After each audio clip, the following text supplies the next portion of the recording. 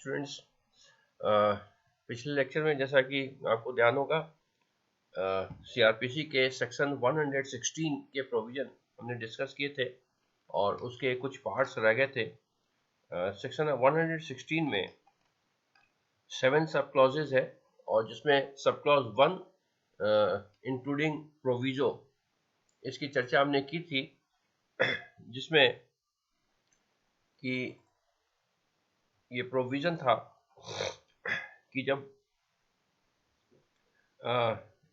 161 sub clause 1 में जो कि डिस्कशन हो चुका है, किसी व्यक्ति को न्यायालय में उपस्थित है या 112 के अधीन उसे उस आदेश को पढ़ के सुनाया जाता है और 113 के अधीन समन या वारंट के अनुपालना में जो मजिस्ट्रेट के समक्ष हाजिर होता है, तो उसके बाद मजिस्ट्रेट जो सूचना मिली है, जिस सूचना के अंतर्गत उसको न्यायालय में हाजिर किया गया है, उसकी जांच की के बारे में अग्रसर होता है कि वास्तव में वो सूचना सही है या गलत है, और इस पर आवश्यकता हो तो मजिस्ट्रेट साक्ष्य भी ले सकता है। ये 116 सब क्लॉज 1 के प्रोविजन थे। और सब क्लॉज 2 इसमें यह है कि यदि जांच यथासाध्य उस रीति से की जाएगी जो समन मामलों में के विचारण और साक्ष्य में अभिलेखन के लिए इसके पश्चात विहित है। इसके बारे में कल मैंने आपसे कहा था कि 225 से लेकर 265 तक की आप सेक्शन की स्टडी कर लें, क्योंकि अभी वो प्रोविजन आगे है, मैं उसको डिस्कस करूंगा। ट्रायल से रिलेटेड प्रोविजन है, 4 तरह के ट्रायल सीआरपीसी में दिए गए हैं, तो वहां पर समन और वारंट ट्रायल के क्या प्रोसीडिंग्स हैं उसकी आपको थोड़ी सी यहाँ पे अभी स्टडी करनी है। सब क्लॉज 3 ये कहता है कि जब 116 सब क्लॉज 1 के अधीन जांच प्रारंभ होने के पश्चात और उसकी समाप्ति से पूर्व यही मजिस्ट्रेट समझता है कि प्रशांति भंग या लोक प्रशांति विक्षुब्ध होने का या किसी अपराध के किए जाने का निवारण करने के लिए या लोक सुरक्षा के लिए तुरंत उपाय करने आवश्यक है, तो वह ऐसे कारणों से जिन्हें लेखबद्ध किया जाएगा उस व्यक्ति को जिसके बारे में 111 के अधीन आदेश दिया गया है निर्देश दे सकता है कि वह जांच समाप्त होने तक परिशांति कायम रखने और सदाचारी बने रहने के लिए प्रतिभूतियों सहित या रहित बंधपत्र निष्पादित करें। और जब तक ऐसा बंधपत्र निष्पादित नहीं कर दिया जाता या निष्पादन में व्यतिक्रम होने की दशा में तब तक जांच समाप्त नहीं हो जाती, उसे अभिरक्षा में नियुक्त कर सकता है। इसका सीधा सा अर्थ यह है कि अगर मजिस्ट्रेट को सूचना मिलती है कि कोई व्यक्ति उसके क्षेत्राधिकार में रहता है और वो कोई शांति व्यवस्था भंग कर सकता है या क्षेत्राधिकार से बाहर रहता है लेकिन क्षेत्राधिकार के अंदर शांति व्यवस्था भंग कर सकता है, तो ऐसे कंडीशन में उसे तुरंत आदेश दिया जाता है कि वो न्यायालय में हाजिर होकर और वो प्रतिभूति दे। हालांकि इसके अंतर्गत सूचना सही है या नहीं सही है इसकी जांच करने का अधिकार भी न्यायालय को मजिस्ट्रेट को है। तो जब तक जांच हो सकता है कि तुरंत 2 मिनट में जांच हो जाए, हो सकता है कि टाइम लगे, तो अगर जांच में समय लगता है तो जांच के समाप्त होने तक वह व्यक्ति जो है आवश्यकता पड़ने पर निरुद्ध भी किया जा सकता है, अगर बहुत गंभीरता है उस जांच में या उस व्यक्ति के आरोप में। तो ये एक प्रोविजन सब क्लॉज 3 में है, 116 सब क्लॉज 3 में। यानी मजिस्ट्रेट जरूरी नहीं है कि उसे मुचलके पर छोड़ ही दे, उसे आवश्यकता पड़ने पर निरुद्ध भी करवा सकता है। सब क्लॉज 3 में प्रोविजो 2 लगे हुए हैं। इस प्रोविजो में ये है कि किसी ऐसे व्यक्ति को जिसके विरुद्ध धारा 108, 109 या 110 के अधीन कार्रवाई नहीं की जा रही है, सदाचारी बने रहने के लिए बंधपत्र निष्पादित करने के लिए निर्देश नहीं दिया जाएगा। यानी 108, 109, 110 के जो ग्राउंड्स हैं जिस आधार पर की प्रतिभूति देने के लिए कहा जाता है, अगर ये पाया गया कि नहीं ऐसा कोई कारण नहीं है, ऐसा कोई आधार नहीं है, वो सूचना इत्तला गलत है, तो नेचुरली कार्रवाई नहीं होगी। और अगर कार्रवाई नहीं होगी तो ऐसे व्यक्ति को जिसके बारे में ये पता है कि वो इस तरह की सूचना गलत है, तो उसे प्रतिभूति देने के लिए नहीं कहा जाएगा। और सब प्रोविजो का पार्ट बी ये कहता है कि ऐसे बंधपत्र की शर्तें चाहे वे उसकी रकम के बारे में हो या प्रतिभूति उपलब्ध कराने के या उनकी संख्या के या उनके दायित्व की धन संबंधी सीमा के बारे में, उसमें अधिक दुर्भर न होंगे जो 111 के अधीन आदेश में विनिर्दिष्ट होंगे। अधिक दुर्भर का मतलब बहुत अधिक कठिन। यानी एक तरफ तो डिस्क्रिशनरी पावर मजिस्ट्रेट को दिया गया है कि वो जितना उचित समझे उतना सिक्योरिटी देने के लिए कहे, और दूसरी तरफ सिक्योरिटी ही वो ऐसी लिख दे जो कि वह व्यक्ति दे ही ना पाए। मान लीजिए कि सामान्य प्रकृति का व्यक्ति है और मजिस्ट्रेट से उसने कहा कि भाई 2-2 लाख रुपए के 4 सिक्योरिटी आप प्रोड्यूस करो, तो वो व्यक्ति दे ही नहीं पाएगा। ऐसे कंडीशन में वो जेल में रहेगा, क्योंकि वो मजिस्ट्रेट के आदेश का व्यतिक्रम करेगा और उस कंडीशन में ऑफेंस हो जाएगा। तो यहाँ पर प्रोविजो का बी पार्ट ये कहता है कि बहुत दुर्बल ना हो, यानी बहुत कठिन ना हो, यानी सिक्योरिटी ऐसी हो जो कि वो दे सके और उसके हैसियत के अनुरूप हो। सामान्य तौर पर ये देखा जाता है कि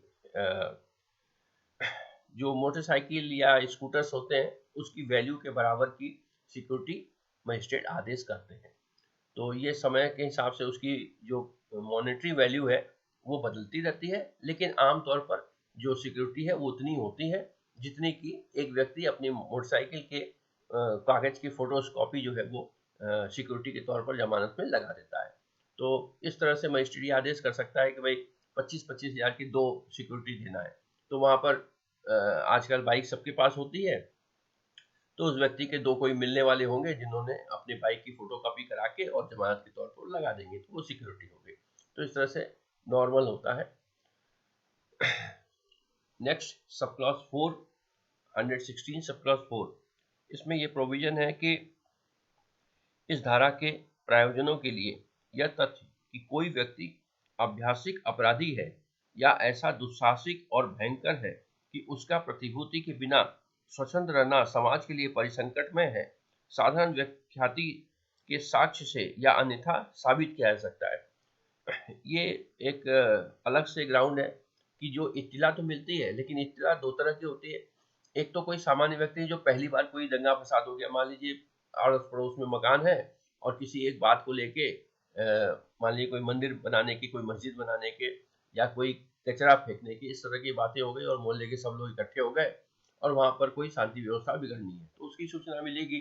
तो 107-16 में 151 के अंतर्गत बंदी हो जाती है, 2-4 इधर से 2-4 उधर से, और फिर वो मजिस्ट्रेट सामने पेश होते हैं, जमानत देते हैं कि भाई शांति व्यवस्था बनाए रखेंगे, और वो घर चले आते हैं। लेकिन इस तरह की चीजें किसी ऐसे व्यक्ति के बारे में हो सकती है जो अक्सर दंगा फसाद करता है, हैबिचुअल है, अभ्यासिक अपराधी है। तो ऐसे कंडीशन में मजिस्ट्रेट को ये लगता है कि वो कोई अभ्यासिक अपराधी है या दुस्साहसिक और भयंकर है, तो उसकी प्रतिभूति बिना स्वतंत्र रहना समाज के लिए परिसंकट में है, साधारण व्यक्ति के साक्ष्य से या अन्यथा साबित किया जा सकता है। तो इसको कोई भी व्यक्ति इसके बारे में गवाही देकर ये साबित कर सकता है। और ऐसे कंडीशन में जहां 2 या अधिक व्यक्ति साक्ष्य के जांच के अधीन विषय में संयुक्त रहे हैं, वहां मजिस्ट्रेट एक ही जांच या पृथक जांचों में जैसा न्याय संगत समझे उसके बारे में कार्यवाही कर सकता है। यानी 2 व्यक्तियों के बारे में अगर शिकायत है तो दोनों की एक साथ भी जांच की जा सकती है, और अगर एक साथ जांच नहीं है संभव है तो अलग अलग भी की जा सकती है। तो ये सब प्रोविजंस एक्चुअली इसलिए लिखे हुए हैं कि मजिस्ट्रेट को वाइड पावर दिया गया है, और किसी छोटी छोटी बात पर ये चीजें चैलेंजेबल ना हो, इसलिए सारी चीजें लिखती गई। इसी तरह से सेक्शन 6, इस धारा के अधीन जांच उसके आरंभ की तारीख से 6 माह की अवधि के अंदर पूरी की जाएगी। यानी एक टाइम लिमिटेशन दिया गया है कि अगर मजिस्ट्रेट को कोई शिकायत मिलती है शांति व्यवस्था या प्रशांति विक्षुब्ध करने के लिए, तो उसकी जांच के आदेश प्राइमरी तौर पर तो जमानत पर छोड़ देगा और उसकी जांच की जाएगी। तो जांच की अवधि कितनी होगी? सेक्शन सब क्लॉज 6 ये कहता है कि ऐसी जांच जो है वो 6 मंथ के अंदर, 6 महीने के अंदर कर दी जाएगी। और यदि जांच इस प्रकार पूरी नहीं की जाती है, दूसरा ऑप्शन भी है, हो सकता है कि नहीं हो, पुलिस बीजी हो किसी अन्य काम में, तो इन अध्याय के अधीन कार्यवाही उक्त अवधि की समाप्ति पर पर्यावसित हो जाएगी। यानी अगर जांच नहीं होगी तो इसके अंतर्गत जो कार्रवाई की गई है, यानी जो जमानत की प्रतिभूति दी गई है, वो 6 महीने बाद अपने आप ही समाप्त हो जाएगी। जब तक विशेष कारणों के आधार पर जो लेखबद्ध किए जाए, मजिस्ट्रेट अन्यथा निर्देश नहीं करता। अन्यथा निर्देश का मतलब कई बार वो 6 महीने से ज्यादा बढ़ा के 1 साल कर देते हैं, लेकिन आमतौर पर आप देखेंगे कि 151 के अंतर्गत जो बंदियां होती हैं उसकी जांच रिपोर्ट आती नहीं, और वो ऑटोमेटिकली इसी कारण से 6 महीने बाद समाप्त हो जाती है। हाँ, कोई विशेष मामला हो तो उस कंडीशन में उसे जांच रिपोर्ट सौंपी भी जाती है और 6 महीने से बढ़ाकर साल भर भी कर दी जाती है, लेकिन साल भर से अधिक मजिस्ट्रेट को पावर ही नहीं है सीआरपीसी में, इसलिए मैक्सिमम जो प्रतिभूति होती है वो साल भर की होती है। साल भर के बाद वो बंद पत्र की जो मियाद है वो अपने आप ही समाप्त हो जाती है। और 116 के लास्ट सब क्लॉज 6 में एक प्रोविजन लगा हुआ है, जैसा कि आप देख रहे हो ऊपर, प्रोवाइडेड है। तो प्रोविजन ये कहता है कि परंतु जहां कोई व्यक्ति ऐसी जांच के लंबित रहने के दौरान निरुद्ध रखा गया है, वहां वह व्यक्ति के विरुद्ध कार्यवाही यदि पहले ही पर्यावसित नहीं हो जाती है तो ऐसे निरोध की 6 माह की अवधि की समाप्ति पर पर्यावसित हो जाएगी। अगर कोई गंभीर प्रकृति का व्यक्ति है, गंभीर आपराधिक या अभ्यासिक आपराधिक, जिसको कि मजिस्ट्रेट ऐसा लगता है कि नहीं जांच में व्यवधान उत्पन्न होगा, तो उस कंडीशन में उसको निरुद्ध भी कर सकता है। ये आपने देख लिया 116 सब क्लॉज 3 में ये प्रोविजन है। तो वहां पर अगर वो व्यक्ति निरुद्ध है तो 6 महीने की जो अवधि है बीत जाने के बाद तो वैसे ही रिलीज हो जाएगा, लेकिन अगर 6 महीने से पहले ही जांच कर ली गई तो जैसे ही जांच समाप्त हो गई वो रिलीज कर दिया जाएगा। ठीक है। तो और सब क्लॉज 7 लास्ट है, जहां कार्यवाहियों को चालू रखने की अनुज्ञा देते हुए उपधारा 6 के अधीन निर्देश किया जाता है, वहां सेशन न्यायाधीश व्यथित पक्षकार द्वारा उसे किए गए आवेदन पर ऐसे निर्देश को रद्द कर सकता है यदि उसका समाधान हो जाता है कि वह किसी विशेष कारण पर आधारित नहीं था या अनुचित था। यहाँ पर देखिए सेशन न्यायाधीश का नाम आया है। क्यों आया है सेशन न्यायाधीश का नाम? क्योंकि मजिस्ट्रेट ऊपर के जो भी आदेश हैं 116 में 1 से लेकर 6 तक के, वो एग्जीक्यूटिव मजिस्ट्रेट के आदेश है। ठीक है। अब एग्जीक्यूटिव मजिस्ट्रेट के अगेंस्ट जो अपील होगा वो सेशन में होगा, और हो सकता है कि एग्जीक्यूटिव मजिस्ट्रेट के ऑर्डर आर्बिट्ररी हो, यानी किसी ने गलत सूचना दे दी हो, उस गलत सूचना के आधार पर पुलिस ने उसे अरेस्ट करके और एग्जीक्यूटिव मजिस्ट्रेट के पास पेश किया हो, एग्जीक्यूटिव मजिस्ट्रेट ने उसे बंद पत्र जमा करने के लिए कहा हो सकता है कि वो बंद पत्र जमा कर दे और वो रिलीज हो जाए, या हो सकता है कि ना करे तो उसे फिर निरुद्ध किया जाएगा। तो ऐसे कंडीशन में उस ऑर्डर को वो चैलेंज कर सकता है। चैलेंज कहाँ करेगा? सेशन न्यायालय में करेगा। सेशन न्यायालय उसकी जांच करेगा। अगर वो संतुष्ट हो जाता है कि जिस आधार पर उसको प्रतिभूति देने के लिए कहा गया था वो वास्तव में वो आधार सही नहीं है, या उसका कोई आधार नहीं है, या वो आर्बिट्ररी था, अनुचित था, तो ऐसे कंडीशन में सेशन न्यायालय उसे रिलीज करने के आदेश भी दे सकता है। तो एक तरह से आप देखेंगे कि 116 बहुत इंपॉर्टेंट प्रक्रिया है और इसी में अपील के भी ग्राउंड्स दिए गए हैं, यानी अपील के भी आधार दिए गए हैं। तो इसी कारण से जब आप व्यवहार में जाएंगे तो आमतौर पर 107-16 के नाम से इस प्रक्रिया को हम जानते हैं। इसमें किसी की शिकायत पर उसे पकड़ के मजिस्ट्रेट पेश करती है, मजिस्ट्रेट के सामने पुलिस जो है वो मजिस्ट्रेट के सामने पेश करती है और मजिस्ट्रेट उसे बंद पत्र देने के लिए कहता है, जमानत देने के लिए, और जमानत देने के बाद छूट जाता है और वो व्यक्ति हर महीने एक बार कोर्ट पे जाता है तारीख पर, और 6 महीने के बाद अपने आप वो चीजें समाप्त हो जाती है, क्योंकि इसकी जांच होती नहीं, पुलिस उसकी जांच रिपोर्ट सबमिट करती नहीं, तो 6 महीने बाद इसकी मियाद ही खत्म हो जाती है और वो व्यक्ति रिलीज हो जाता है। आमतौर पर ग्रुप झगड़े में इस तरह की चीजें अक्सर देखने में आती है। या मेला तमाशा होता है तो उसमें कोई संदिग्ध व्यक्ति है, जेब कतरा है, तो पुलिस को पूछताछ करती है। अगर कोई बाहरी व्यक्ति है, खुलिये से, शकल से, इस तरह से कई बार लग जाता है कि नहीं ये जेब तलाशी करने के लिए आई है, तो उसको पकड़ के बंद कर देती है। इस तरह की चीजें अक्सर आपको देखने को मिलेगी। अब इसके बाद कुछ छोटे छोटे प्रोविजंस हैं जो एक प्रक्रिया का भाग है, जैसे 117 इसमें प्रतिभूति देने का आदेश है, ऑर्डर टू गिव सिक्योरिटी, यानी जो 111 से प्रक्रिया शुरू होती है उसी का एक एसेंशियल पार्ट है। यदि ऐसी जांच से यह साबित हो जाता है कि यथास्थिति परिशांति कायम रखने के लिए या सदाचार बनाए रखने के लिए यह आवश्यक है कि वह व्यक्ति जिसके बारे में वह जांच की गई है प्रतिभूतियों सहित या रहित बंदोबस्त निष्पादित करे, तो मजिस्ट्रेट तदनुसार आदेश करेगा। यानी 116 में तो जांच के आदेश देगा, जांच करने के पश्चात अगर लगता है कि जो सूचना मिली गई, इत्तला दी गई, वो अगर सही है, तो ऐसे कंडीशन में मजिस्ट्रेट क्या करेगा, उसे प्रतिभूति देने के लिए आदेशित करेगा, और वो प्रतिभूति जो है बंध पत्र निष्पादित करने के लिए यानी बेल बॉन्ड एक्सिक्यूट करने के लिए ऑर्डर देगा। और वो जो बेल बॉन्ड है वो प्रतिभूति रहित और प्रतिभूति सहित दोनों हो सकता है।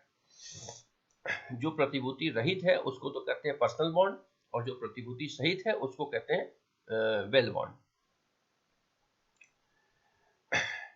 इसी में प्रोविजो लगा हुआ है 117 में, जिसके 3 पार्ट है, ए, बी और सी। प्रोविजो नंबर ए, किसी व्यक्ति को उस प्रकार से भिन्न प्रकार की या उस रकम से अधिक रकम की या उस अवधि से दीर्घतर अवधि के लिए प्रतिभूति देने के लिए आदेश नहीं किया जाएगा जो धारा 111 के अधीन दिए गए आदेश से विनिर्दिष्ट है। 111 में आपको ध्यान है कि मजिस्ट्रेट जो है जब प्रतिभूति के लिए कहेगा तो बाकायदा एक पेपर में लिखा होगा उस तरह के प्रोफार्मा में कि उसको कितनी प्रतिभूति देनी है, कितने कितने की देनी है। तो जब वो प्रतिभूति आदेश जारी कर दिया है तो उससे अलग प्रतिभूति नहीं मांग की जा सकती है, यानी मजिस्ट्रेट के आदेश अंतिम है। ऐसा नहीं है कि जो वहां पे कार्मिक बैठा हुआ व्यक्ति है वो अपनी मनमर्जी से कुछ सिक्योरिटी मांग ले, 111 के जो प्रोफार्मा है उसके अकॉर्डिंग ही वो मांगेगा। प्रत्येक बंध पत्र की रकम मामले की परिस्थितियों का सम्यक ध्यान रखते हुए नियत की जाएगी और अत्यधिक नहीं होगी। ये चीजें पहले भी आ गई है, दुर्भर नहीं होगी, और उसको फिर से यहाँ पे रिपीट किया गया, अत्यधिक नहीं होगी। इंटेंशन क्या है? इंटेंशन ये है कि जो बॉन्ड एक्सिक्यूट करते समय जो भी गारंटी मनी रखी जाएगी, सिक्योरिटी मनी रखी जाएगी, वो ऐसा ना हो कि वह व्यक्ति दे ही ना पाए और न देने की स्थिति में वो जेल में पड़ा रहे। और प्रोविजन नंबर सी, जब वह व्यक्ति जिसके बारे में जांच की जाती है अवयस्क है तब बंधपत्र केवल उसके प्रतिभूत द्वारा निष्पादित किया जाएगा। जिसके बारे में अवयस्क है तो माइनर के लिए तो चूंकि कॉन्ट्रैक्ट होता ही नहीं और उसके खिलाफ कोई विशेष कार्रवाई भी नहीं होती, तो ऐसे कंडीशन में वह बंधपत्र केवल उसके प्रतिभूत यानी जो उसके साथ बेल देने के लिए गए हैं व्यक्ति उनके द्वारा ही निष्पादित किया जाएगा। उस व्यक्ति के द्वारा कोई साइन या कहीं कोई हस्ताक्षर नहीं करने पड़ते हैं। ये माइनर है इसलिए, क्योंकि माइनर्स जो है कॉन्ट्रैक्ट आपने पढ़ा है, माइनर्स को कई तरह की लिबर्टी होती है। तो इस तरह से 117 तक के प्रोविजन कंप्लीट है। अगर कोई डाउट हो तो आप पूछ सकते हैं। नेक्स्ट लेक्चर में हम कवर करेंगे 118 ऑनवर्ड, क्योंकि ये बहुत बड़ा लंबा चैप्टर है। तो नेक्स्ट लेक्चर में बाकी कवर होगा। Okay, all the best, thank you.